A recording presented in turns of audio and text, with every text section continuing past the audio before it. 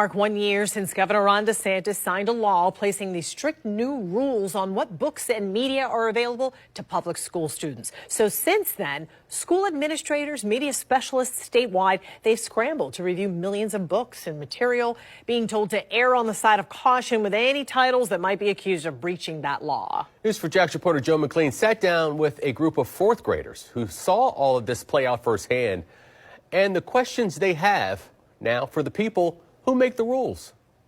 When you're in school, what's your favorite class or subject? Does lunch and end of the day count? No, it doesn't count. I was going to say. Does recess count? On one of their recent days off from school, I was able to chat with 4 Duval County Public School students, all of them in the 4th grade. On Tuesdays, my class gets recess 2 times. There was 10-year-old Rowan, I want to either be a singer or an artist. 9-year-old Mallory. I want to be an artist or a teacher. Teacher. That was 10-year-old Ruth Ann, along with 9-year-old Eloise. I want to be a zookeeper. A zookeeper? Oh, wow. She's kind of scary sometimes. Okay. Though their life goals are different, these 4 students agree on one thing. They love to read, usually above their grade level. I read at a 9th grade level. Mallory's like the definition of a Harry Potter Harry Potter fan. I asked them about their favorite titles. For Eloise, it's The Warrior series by Kate Carey and Sherith Baldry, a young adult series.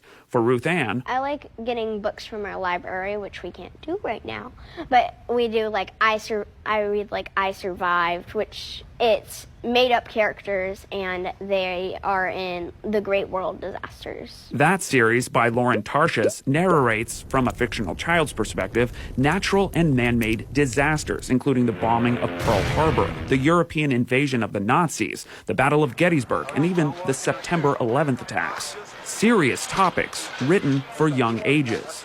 Mallory says she's interested in topics you might not expect of a 9-year-old. I like mystery and black history. I'm reading a book, Stamped, right now, and I'm really into it because I read it every single night. Stamped, by authors Jason Reynolds and Ibram X. Kendi, focuses on how racism still impacts the world we live in today.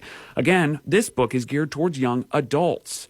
Rowan enjoys reading something spooky. I like to read horror books mainly, and my favorite one is The Girl in the Locked Room. Okay. It's funny at some point. I've never seen that. From author Mary Downing Hahn, this book is aimed at readers Rowan's age and up. Throughout our conversation, these students tell me they're frequently seeking out new things to read, exploring different perspectives and expanding their view of the world around them. During last school year, the girls tell me they would have weekly library day, a period where they would be free to select a book and spend time reading. I typically pick a I Survived and then like a really long chapter book. Just a 300-page chapter book. Maybe horror books or mystery or like the black history ones. Okay. Exact same as Mallory, though. It's clear that to these young students, reading is one of their favorite pastimes. I was particularly shocked at the answer I got when I asked, How important is reading to you as something that you consume? I'd rather read than watch TV. Yeah. Yeah.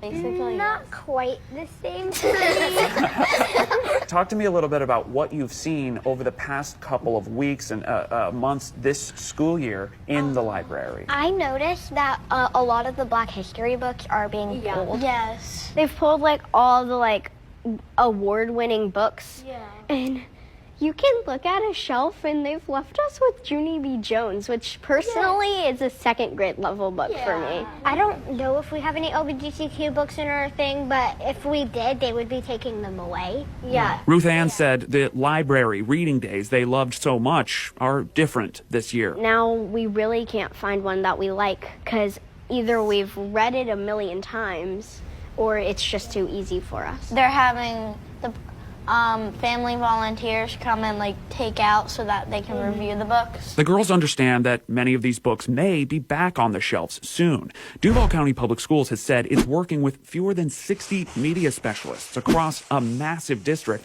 to conduct the labor-intensive task of reviewing all titles against the new state policies that say books can't discuss the topics of gender identity or anything that might make the reader feel guilty or ashamed because of their race. Prior to the state's review of materials, DCPS had actually been working to expand its literary offerings. Now, however, it's having to scrutinize more than 1.5 million titles before they can be made available to students. The district's better safe than sorry approach to what's allowed in media centers has resulted in several entire shelves being cleared, if only temporarily.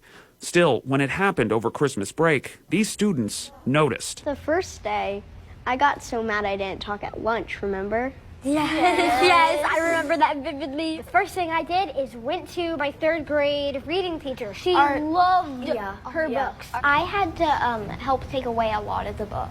DCPS said the empty shelves were a result of the instruction to teachers to reduce media centers only to include state-approved materials and add more and more back as they are reviewed and restricted by grade level. The district added that a handful of principals interpreted the guidance more intensely out of an abundance of caution, all in response to the state law. I asked the 4th graders what they'd ask the state policymakers if they had the chance. If you could sit with them and tell them something or ask them something, what would that be? Why take away all these excellent books? It's like you're trying to slow down children's reading. Why do that? We want to read above our grade. I hope that they see this and are like, these are a bunch of 10-year-olds. They were a bunch of 9 and 10-year-olds. Those 4 girls tell me they're working to stage a peaceful protest of the state's restrictions and the policies regarding library books. They said what they can and cannot read shouldn't be decided by people who don't know them as individuals. And Targa Joy, I will just say, as I was sitting with